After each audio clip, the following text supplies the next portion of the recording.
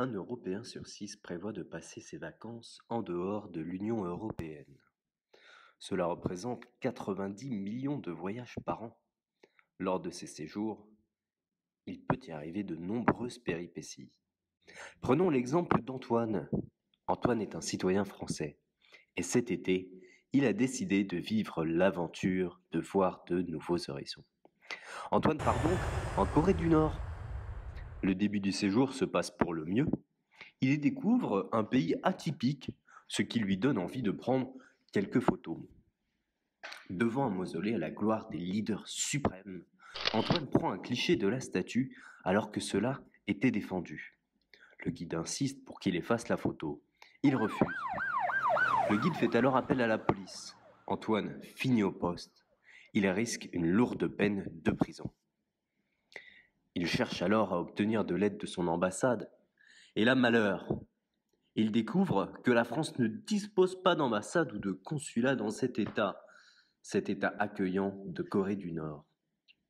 Entre deux sanglots, Antoine, bon étudiant en droit, se souvient de ses cours de droit de l'Union européenne.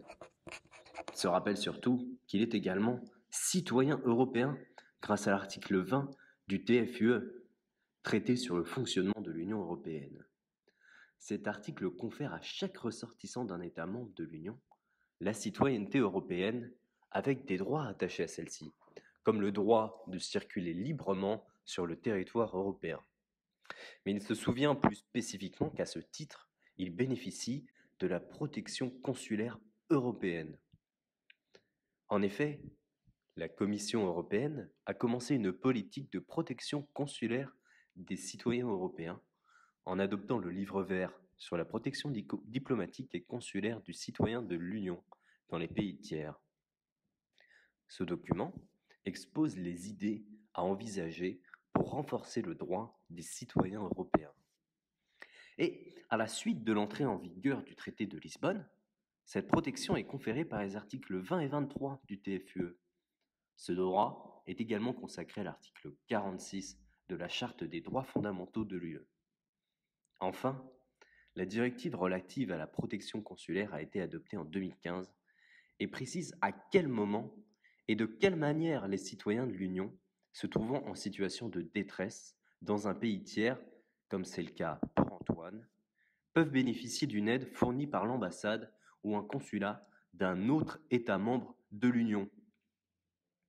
Antoine arrive également à se souvenir que cette protection comprend, depuis 2018, l'assistance en cas de décès, l'assistance en cas d'accident ou de maladie grave, l'assistance aux victimes d'un délit violent, l'aide et le rapatriement des citoyens de l'Union européenne en cas de difficulté, et enfin, et surtout, l'assistance en cas d'arrestation ou de détention. Dans son malheur, une solution apparaît enfin. Il apprend qu'il y a une ambassade européenne, l'ambassade allemande en Corée du Nord. Il prend donc contact avec cette ambassade. Antoine peut souffler, il va bénéficier de la protection consulaire européenne. Ce droit qu'offre l'Union européenne est important, car il n'existe que 4 pays en dehors de l'Union européenne où tous les pays membres possèdent une représentation diplomatique, et 7 millions de citoyens de l'Union européenne partent ou vivent dans un pays où ils ne sont pas représentés. Maintenant, Antoine comprend mieux les bénéfices de la citoyenneté européenne. Alors il lui dit « Merci l'Europe ».